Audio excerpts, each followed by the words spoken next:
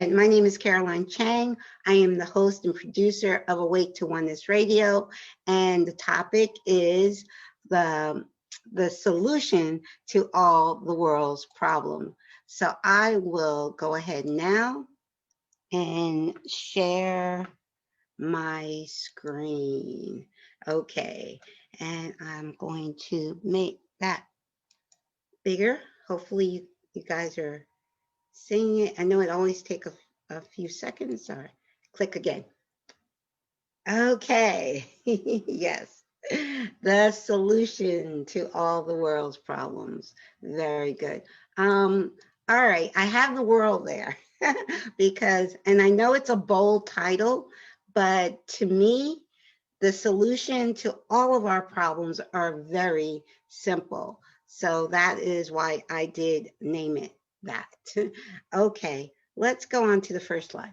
Okay, my journey of awakening actually started when I was very young. Actually, as far back as I can remember, I felt like I didn't belong on this planet. Like I believed in the supreme being, but it's like, I used to think God put me on the wrong planet. I was sent to Catholic school when I was younger. So we had religion in class every day from the time I was 5 years old. And what I was learning in religion class the dogma of religion did not resonate with me. It just felt like it just didn't resonate. And I know at 5 years old, I didn't know that term, but I just knew that what I was being taught didn't feel right. And my parents, especially my father, was very strict. And he said children are to be seen and not heard. So I couldn't express or ask questions because until I got older. So again, so from a very young age, I felt like I didn't fit in. I felt like I didn't belong on this planet, but there was an inner being, an inner knowing from birth that I was following. So I'll move on from there. Next slide. Okay, so when I was about 15 years old, I was introduced to a book called Think and Grow Rich by Napoleon Hill. Now, actually, how this book was brought to my attention, it was my first crush. I had a crush on my cousin's best friend who was too old for me, plus my parents weren't going to allow me to date at 15, but he recommended that I read this book. And because he was my first crush, of course, I read it. And the thing is, what interested me in this book was the idea that our thoughts create our reality. That was the first time ever I was introduced to that idea that our thoughts actually created our reality. So that was an awakening moment for me. And so once I did grow up, and I was able to read and research on my own, I studied everything about spirituality, metaphysics, all this stuff I studied for over 30 years. And it sounded very good to me. I mean, it resonated with me. I'm like, yes, this is more in alignment what I feel in my heart and soul is true. But I also knew that there was a missing piece. There was something missing that I couldn't understand everything. And I knew it was just one thing that was missing that I needed to understand all that I was studying. And for me, it was knowing that it was just one simple piece for me to put all the pieces together. So that one missing piece came to me from quantum physics. In 2007, I watched the documentary, What the Bleep. I watched the initial documentary and the extended version called Down the Rabbit Hole. And in watching that film, I had an awakening, but it was just one sentence actually that woke me up. The one sentence that woke me up from the inside, it was a heart and soul awakening, was quoted by Lynn McTaggart, who is a journalist, and she studies a lot of science. And she said the biggest problem in the world today is the illusion of separation. And when she said that one sentence, something inside of me woke up knowing that this was true, that what causes all of our problems as a humanity is that we think we are separate. We are not separate. We're literally one, not just figuratively. We are literally one, not just one with each other, but science has taught us that everything is energy, and that energy is interconnected and interdependent. In essence, that energy is one thing. So everything that exists is one thing. And I understood that statement to be so true, that just the knowing, when humanity woke up to that truth, it would solve all of our problems. So quantum physics has a term called quantum entanglement. What quantum entanglement means is if you take a particle and divide it, and then you send that particle on the other side of the world and turn it, the particle that it was connected to will turn instantaneously, meaning there's no divide, no traveling through time, no traveling through space to get there. It's instantaneously, meaning particles are entangled, and particles were entangled from the beginning of time. If we talk about the Big Bang, everything was one, and then there was a Big Bang, and the particles got sent in all directions. But those particles from the beginning have always been entangled, meaning there is no separation between the particles. And science has proven this. The other thing that science talks about is the unified field theory. It talks about everything in the universe, not just on Earth, but everything in the universe is connected. It was connected from the beginning, from the Big Bang. It was all connected, and it still is connected. It just appears to be separate. But unified field theory teaches us that everything is connected. Now, the truth of oneness, universal oneness, is when you look into another person's eyes and all you see is a reflection of yourself, knowing that other person is just another you, literally. So it's not just something, a nice feeling, oh, I think of that other person as me. No, that other person actually is you. We are all connected. We are all one with each other and with source, with God, with the universe, whatever terminology you have for all that is. My term for God is all that is. There's nothing that can exist outside of God. If it exists, it is an aspect of God.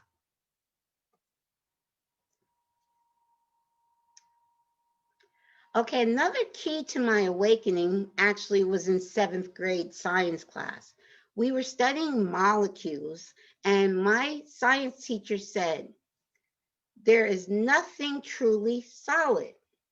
You take anything and you put it under a high-powered microscope, and you see tiny particles that are not touching, that we call atoms. And we know now inside an atom is 99.99999% empty space. So the building blocks of the universe, the building blocks of everything, are atoms that are not even made of really solid material. They're 99.9 99% empty space, and they don't touch. So they're not, it's not solid. So when my 7th grade science teacher said that, that stuck with me. That was another awakening moment for me, just knowing that nothing is truly solid. The visible spectrum of light. Now on this chart, this graph, you see that what the human eye can see is that small band of colors, which is only a tiny percent of what is actually surrounding us. We know there are gamma rays, there's X-rays, ultraviolet rays. We know there's radio waves, all kind of waves that instruments can detect, but our eyes cannot detect. So our eyes, our human eyes, can only see 0.0035% of what is actually surrounding us. That is how limited our human eyesight is. Okay, science is also teaching us that there is dark matter and dark energy. 74% of the universe, and when I say the universe, that's everything, is 74% is dark energy and 22% is dark matter. So that makes 96% of what is in the universe is undetectable by our human senses. Okay, I said all of those slides were to show us, to make the point that our 5 senses are extremely limited.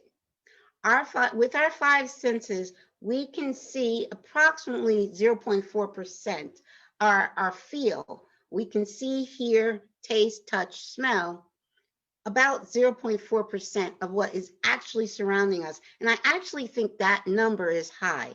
I think it's actually less than that. But this is, I'm just going to go with what science is telling us now. So science has been proving that our senses are extremely limited. Okay, mind versus heart intelligence. Now, our mind basically operates from our 5 limited senses. So we just talked about how limited our senses are. So that's what our mind intelligence operates from, that limited knowing. But our heart intelligence, there is an organization called Heart Math, which is an amazing organization. I suggest everybody look up Heart Math. They have been doing experiments, and they have proven that the heart intelligence is far intelligent than your brain, because your heart intelligence comes from infinite spiritual wisdom, spiritual knowing. So the heart intelligence is infinite and limitless. The mind intelligence, or the brain intelligence, is extremely limited. So what is oneness? Oneness is not a religion. It is actually the opposite of a religion. When I first started my radio show, Awake to Oneness Radio, I was asked, what is this oneness? A new religion? I said, no, not at all. It's actually the opposite. Oneness is the opposite of religion, because there is no separation with oneness. It doesn't matter what you believe, doesn't matter what culture you're from, you're still a part of the oneness. It's not about agreeing, it's about knowing. It's about knowing that we're all one and connected. And like I said, it's a knowing from the heart level and a spiritual level. It's not the knowing from the limited brain or limited mind. There is oneness actually at the core of all religion. I personally do not claim to be of any one religion, and I have respect for all religions. But I also know if you study the core in the beginning of all religion, you will find oneness. You will find the law of one, unconditional love. In the Bible, it said God is love. And I like to put the word unconditional because humans like to put conditions on love. But God is unconditional love, and that is at the core of all religions, is that God is unconditional love and the law of one in ancient wisdom and spirituality has been speaking of the truth of oneness for eons. Okay, there are two types of collective consciousness. We are a collective. We are individuals, but we are all connected. So we have an individual consciousness, but also a collective consciousness as a whole. And we have been living in separation consciousness for centuries. And separation consciousness brings about war because we think we're separate from the people over there. They live over there, we're separate from them, so we can go over there and kill them because we're not connected to them.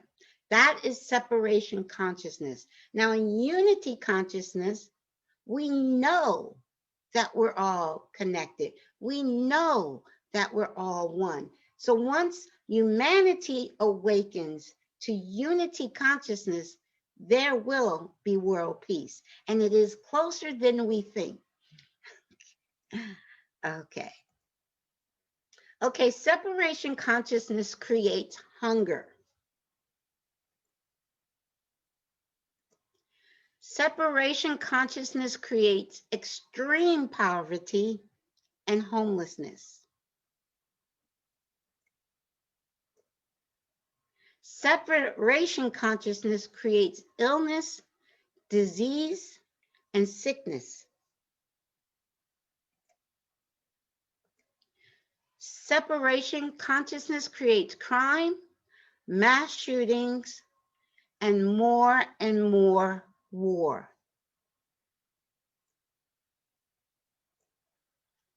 Unity consciousness creates peace on earth.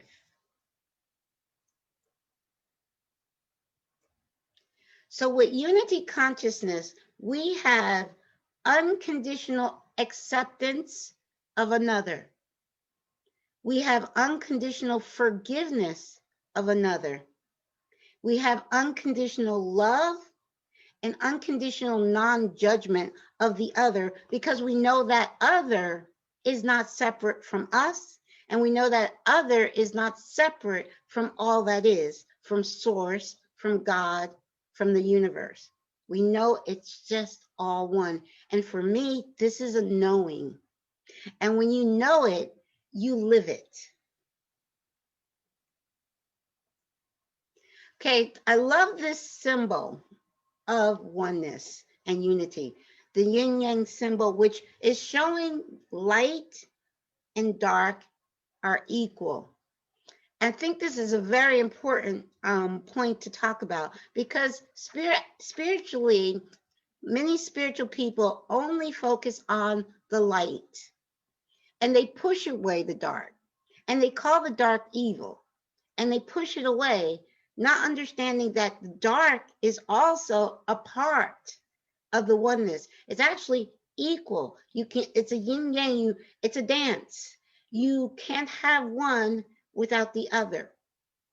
So when you understand this from a spiritual perspective, all is God. So what we call evil is also source. It's just source playing a role we are in a third dimensional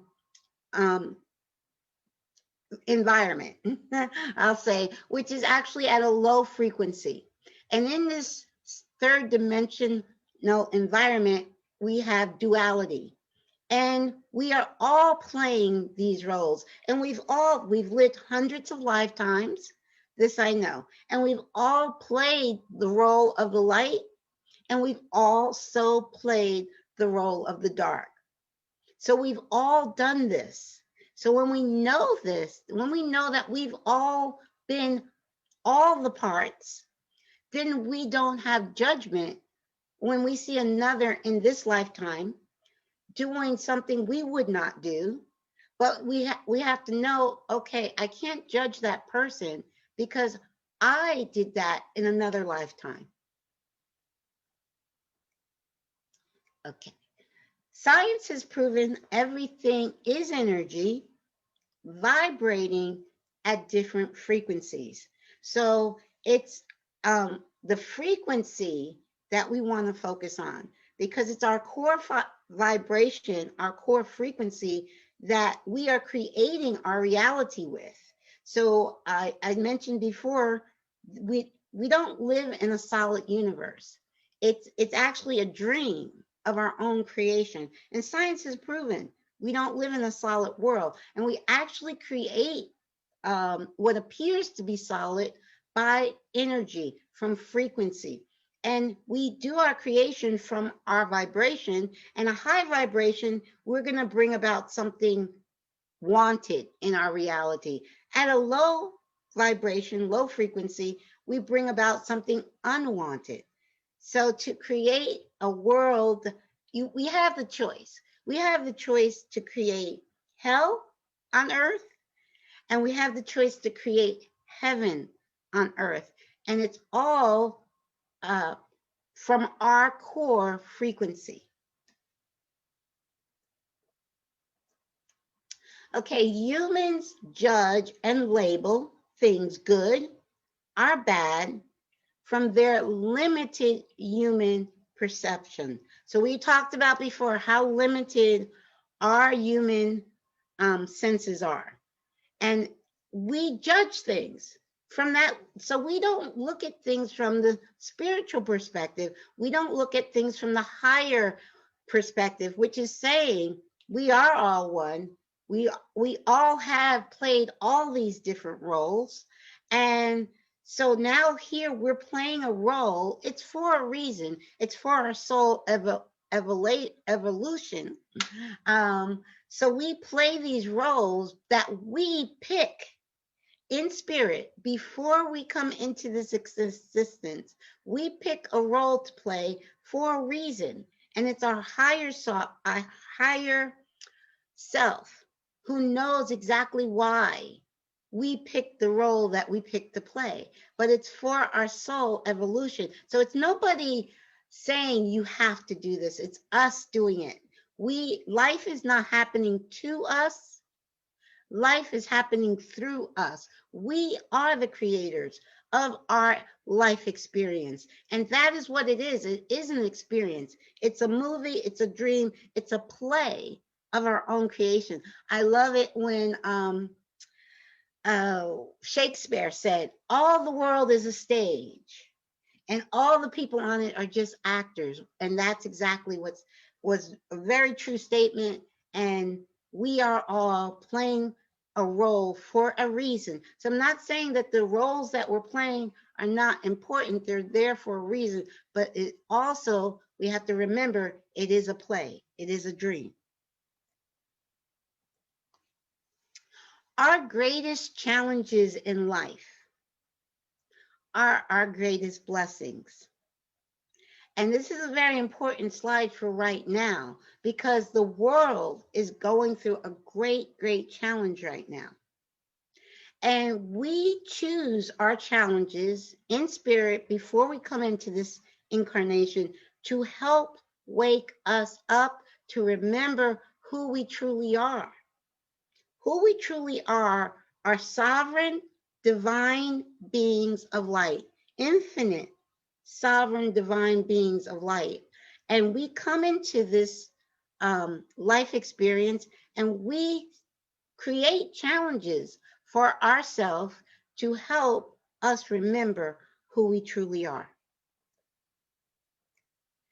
Now, my greatest challenge in this life experience is with my son, Kyle. My son, Kyle, was born November 24th, 2000. Not 2000. My son, Kyle, was born November 24th, 1984. And he transitioned at the age of 29, July 1st, 2014. I went through a very awakening experience with my son. He was very healthy. He lived extremely healthy life for 26 years. He played football in high school. When he was born with what they call a heart murmur, a hole in his heart. Doctors said nothing to worry about. It's very common and it'll close by the time he's 1 or 2. So when he would go back, I take him for his yearly checkups. And when he was 1, the doctor said it hasn't closed, but nothing to worry about. It'll close by the time he was 2. So I think by the time he was in preschool, doctors had reported that the hole had closed. And he was very active. Never. He hardly ever even had a cold growing up. Just very healthy, very active. And at 26 years old, he was diagnosed with congestive heart failure. His heart was very weak. And the doctors could not say why. They had no idea why his heart was weak at such a young age. But I instinctively, as his mother, felt that that hole didn't close completely. And even just from a cold, his heart could have gotten infected and made his heart very weak. So that year was, he was diagnosed in February of 2011. And towards the end of that year, it was actually the night before his birthday and the night before Thanksgiving. He's a Thanksgiving baby, and every 6 years or so, I think his birthday falls right on Thanksgiving. So that year, 2011, his birthday fell right on Thanksgiving, but he had to go to the hospital the night before Thanksgiving because he developed pneumonia. That day, Thanksgiving Day, his birthday, they ended up putting him on life support and medevacing him 2 hours away to Philadelphia, which is one of the best hospitals in the country for heart surgery. So they were medevacing him to the best hospital in the country, one of the best hospitals in the country to be taken care of. So he was on life support for about 5 weeks, I believe it was 4 or 5 weeks. And then I stayed with him. I lived in his ICU room because I didn't live close enough to commute and I didn't want to leave his side anyway. So doctors pulled me aside, took me out of the room, asked me to come into a waiting room, and asked me if they could take him off life support. They didn't think he could make it. I said no. I said no. I don't want you to take him off. But I knew what I was thinking to myself was I wasn't going to bury my son. What I was thinking to myself, I knew I was awake to oneness. I knew that I was a spiritual being creating this experience. I didn't blame anybody for what I was going through. I knew I was creating this experience. But I said, you know what? It's time. This is where I get off the train. I went up to a small waiting room, a couple of floors above where he was in the ICU. And I took a bottle of over-the-counter sleeping pills. That was the strongest. I didn't have a prescription, so it was the strongest I could find. And I took the whole bottle, wrote a suicide note. I'm not going to bury my son. My son is going to bury me. Give him my heart. And so I didn't expect to wake up. I was unconscious for about 2.5 days. I'll never forget his doctor, Kyle's doctor, standing at the foot of my bed. I was in the ICU, and as I had a moment of clarity of waking up, Kyle's doctor said to me, Kyle needs you. And so by him saying that, I knew Kyle was still here because I'm thinking to myself, I'm not supposed to be here, but I'm still here and Kyle's still here. So eventually, when my vital signs were well enough, they put me in a regular room on 24-hour suicide watch, meaning there had to be an aide with me at all times. And they allowed me to visit with Kyle. They didn't take him off life support because I never gave my permission. And they allowed me to visit with him for an hour or so a day, supervised visits, because they had me with an aide, because I was still on 24-hour suicide watch. So the last time, that went on for about a week. And the last time I had one of those visits with him, I whispered in his ear. I said, Kyle, please get better so we could both go home. That night, Kyle pulled himself off life support. He pulled out the ventilator, and he pulled out the feeding tube, and his vital signs were completely perfect. It was a true medical miracle. The doctors said it was like he was never even sick from the pneumonia. Now, his heart was still weak, but the pneumonia, it was just a true medical miracle. He pulled himself off life support, and he and I, a few weeks later, a week or so later, went home together. Now, that miracle changed my life forever. I promised God when I got Kyle home, and we went home December 30th of 2011. It was the day before New Year's Eve, and we rang in the New Year's together. I promised God I would never stop thanking him. I was like, I don't know what's going to happen tomorrow, but God, I will never stop thanking you for allowing me to bring my son home. And I've kept that promise to this day. So in April of 2014, when Kyle got ill, now this time it was his heart. He really needed a new heart.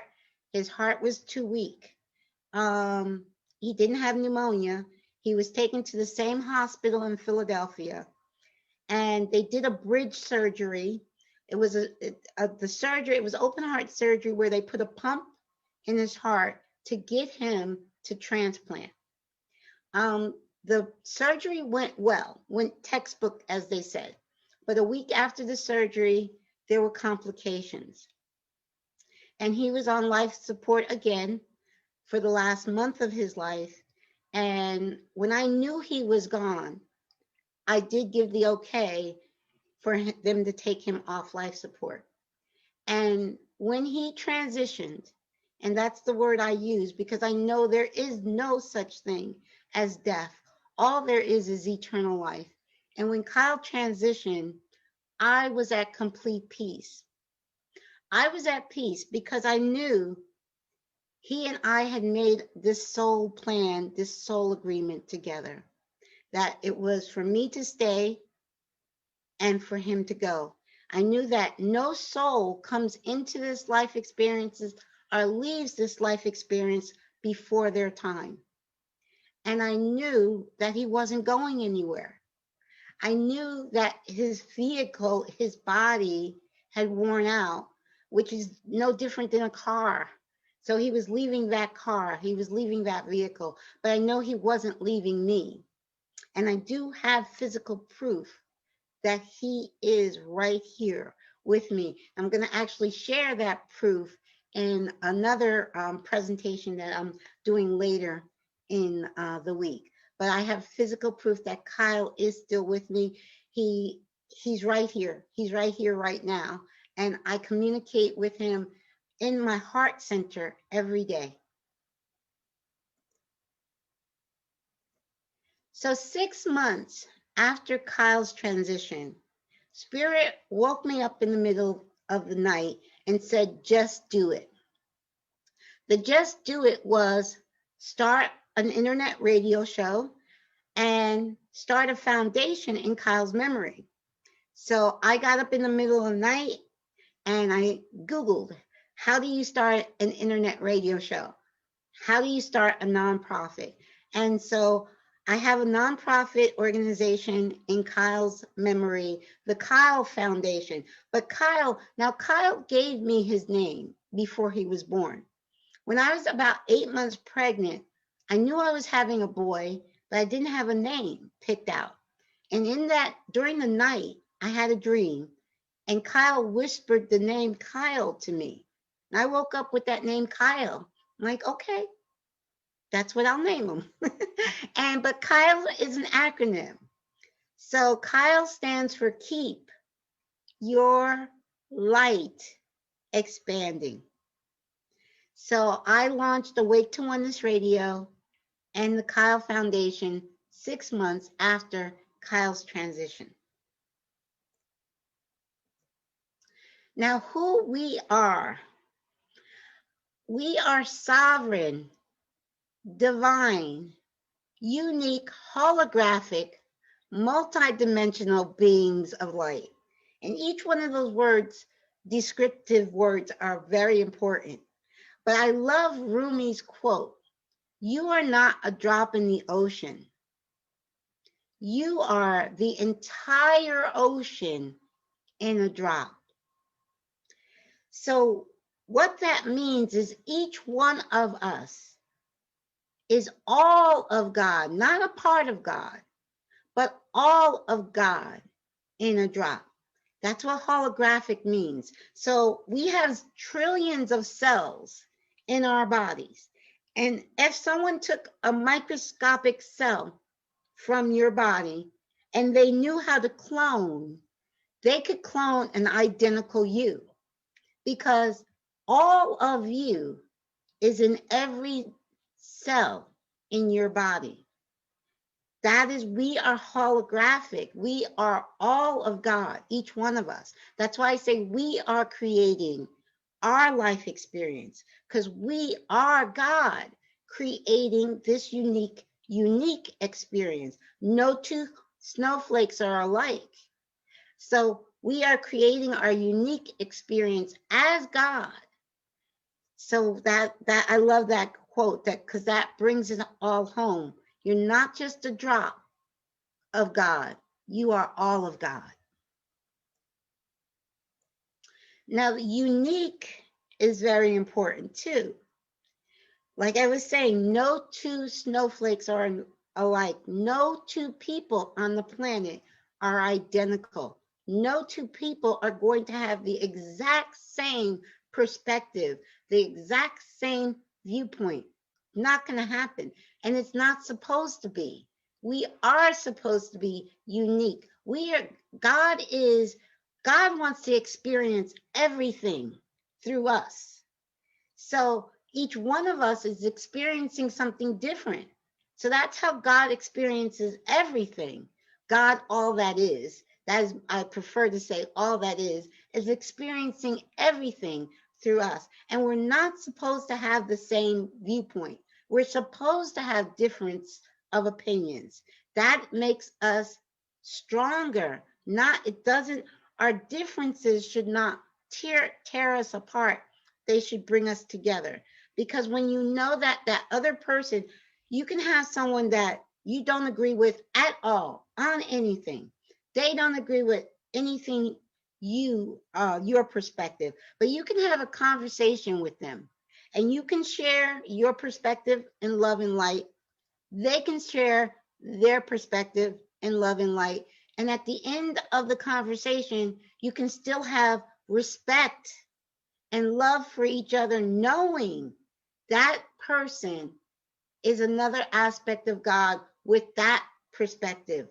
I am an aspect of God with my perspective. And when we know that's the case, there will be no debating, there will be no fighting, there will be no arguing. Because when a person debates, argues, and fight, it's them trying to impose what they believe onto you. It's one thing to share, but it's a different matter to try to force and impose your viewpoint on another person. So when humanity awakens to this truth that we're all unique and we all have different perspectives, and everybody's perspectives should be honored, and we don't have to agree to love and respect one another. All there is the now. One of my favorite books is The Power of Now by Eckhart Tolle. I do suggest you read it if you haven't read it. But in truth, there is no past, and this has also been proven scientifically. Einstein said over 100 years ago, time is merely an illusion, albeit a very persistent one. In truth, there is no past, there is no future. All is happening. We've lived hundreds of lifetimes, and we're living them all in this now moment. And that is your point of power. Some people want to go back and have past life regression therapy and see who and what they did in their past life. And that's fine if that's what you want to do. But your power is in this now moment. You heal past and future in the now by waking up to who you truly are in this now moment. You are affecting all the lives that you are living right here in now. So remember that all there is now, and the now is where your power is. So in essence, science and spirituality are teaching us the same thing, the universal truth of oneness. And when humanity as a collective shifts from separation consciousness to unity consciousness, as a collective, we will have peace on earth, and that will solve all of our problems. Thank you. We do have folks watching on Facebook, and this is a comment from someone. Okay. I would like to see this vision, way of thinking, approach to begin to be introduced in mainstream politics. If Biden wins, maybe he will actually reach out and consider awakened views. Mm-hmm. Yes. Like I said, I truly believe this way of thinking, the universal truth of oneness. And here's the thing, Noel, everywhere you look, nature, science, metaphysics, spirituality, it's all telling us that there is no separation. So it's like one of these things you can't even dispute. So yes, if we introduce this unity consciousness and everything, it will solve all of our problems. Just right. Like, yes. Well, that's our only problem we have to solve. Yes. Get everybody to know it. Yes. That's the problem. Okay, there's a young man here that wants to speak with you. Caroline. Hey, Bob. I was just thinking about what you were saying there, and that in your conversation with Noel, and also some of the conversation that took place in our open space today about spiritual beings having a political experience. Because one of the notes I made, what Maya shared during that, was how she interacts with people now as someone who she feels is involved in activism, political activism, but also coming from a heart-filled and spiritual standpoint. And exactly. That she invites people to address the issues, not finger pointing or name calling or people being loyalists to a particular person, but rather to invite people to the real issues at hand and invite them to do their own research. And specifically what you said about, and you're talking about oneness, the context, bringing to the conversation immediately the context of us and nature and our connection with nature, because we are one with nature. Yes. And that, excuse me, if there's only one. If the conversation can start there, I mean, it seems like a weird place to have a political conversation, but it really isn't. Right. The opportunity for people to, as you talk about oneness, yes, maybe have conversation with people who have different religious beliefs or belief systems, but in all cases, they acknowledge what they might call God's creation or yes. stewardship of God's creation and whatnot. Yes. That is us as well. So yes. Thank you for this. Thank you for the presentation. Really, really enjoyed it. Oh, thank you. I am so glad. I'm so glad. It is excellent, excellent. And Yes. you know, it was just a beautifully put together PowerPoint. Yeah, it is. Oh, You have thank to you. show me how to do that. But I really like the part where you talk about the limitations of the five senses. Yes. That's very important for people It to is. understand. And science has been proving it time and time again, ever since we created the first high-powered microscope. And you stick a, and my seventh grade teacher, now this is not, he wasn't teaching quantum physics in seventh grade.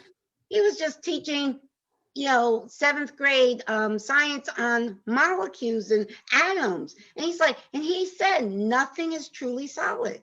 And in truth, we know this to be true. Right, Wow. right. Senses that make it feel like it's solid. Mhm.